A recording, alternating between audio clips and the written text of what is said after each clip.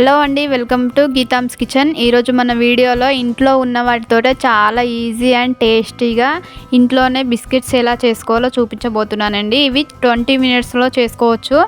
ముందుగా ఒక mixie jar తీసుకొని అందులో 1/2 కప్పు షుగర్ను వేసుకోవాలి. అలాగే ఒక 4 ఇలాచీలను అయితే వేసుకొని మెత్తగా పొడి చేసుకోవాలి. ఇప్పుడు ఇందులో మనం ఏ కప్తో అయితే షుగర్ తీసుకున్నామో అదే కప్పుతో ఫ్లేవర్లెస్ ఆయిల్ 1/2 కప్ వరకు అయితే తీసుకొని ఇలా పేస్ట్ లాగా చేసేసుకోవాలండి. అది కూడా మెత్తగా అయ్యేంత వరకు చేసుకొని అది ఒక బౌల్లో వేసుకోవాలి. మిక్సింగ్ బౌల్లో వేసుకున్న తర్వాత ఒక కప్పు గోధుమ పిండిని తీసుకొని ఇలా జల్లించుకోవాలి. అందులో మళ్ళీ 1/2 కప్పు వరకు శనగపిండిని అయితే తీసుకొని అది కూడా ఇలా జల్లించుకోవాలండి. ఇలా జల్లించుకుంటేనే బిస్కెట్స్ అనేవి చక్కగా వస్తాయి. అలాగే ఇందులో 1 స్పూన్ బొంబాయి రవ్వ వేసుకొని 1 స్పూన్ బేకింగ్ పౌడర్ వేసుకోవాలి. అలాగే 1/2 స్పూన్ బేకింగ్ సోడా వేసుకొని కొద్దిగా సాల్ట్ వేసుకొని ఇలా మెత్తగానైతే పిసుకోవాలండి పిండిని.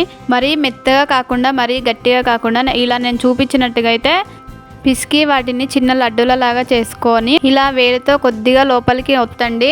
దానిపైన డ్రై ఫ్రూట్స్ని చిన్నగా కట్ చేసి వేసుకోవాలండి. ఇలాగే అన్నీ చేసుకున్న తర్వాత ఇప్పుడు వీటిని బేక్ చేయడానికి ఇడ్లీ ప్లేట్లను తీసుకొని వాటికి కొంచెం ఆయిల్ అప్లై చేసుకొని మనం చేసుకున్న బిస్కెట్ని వాటిపైన పెట్టుకోవాలండి. 10 మినిట్స్ పాటు ప్రీహీట్ చేసిన బౌన్లో పెట్టుకొని ఒక 20 మినిట్స్ పాటు అయితే బేక్ చేసుకోవాలండి.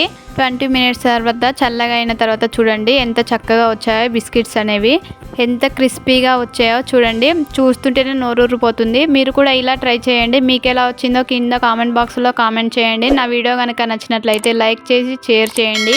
ఇలాంటి కొత్త వీడియోల కోసం నా ఛానల్ సబ్స్క్రైబ్ చేసుకోండి. మీకు ఎలాంటి బిస్కెట్స్ ఇష్టమో కింద కామెంట్ చేయండి. బాయ్.